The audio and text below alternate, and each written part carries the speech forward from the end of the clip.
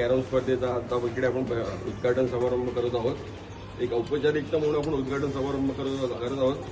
त्यासाठी संस्थेचे अध्यक्ष श्री भूषण वाळिंजकर आणि ग्रामपंचायतचे अध्यक्ष राजेंद्र वाळिंजकर इथे उपस्थित आहेत.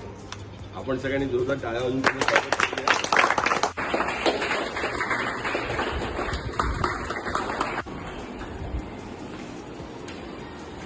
काही दिवसापूर्वी राष्ट्रीय स्पर्धा झाल्या.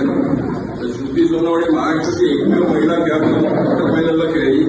फक्त एका मॅचमध्ये जी इंडिया टीमची संधी उरलेली आहे, म्हणजे क्वार्टर फायनल जिंकली असती इंडिया टीम सिलेक्ट होती, वर्ल्ड कपसाठी सिलेक्ट झाली असती. त्याचबरोबर टीम कॅप्टन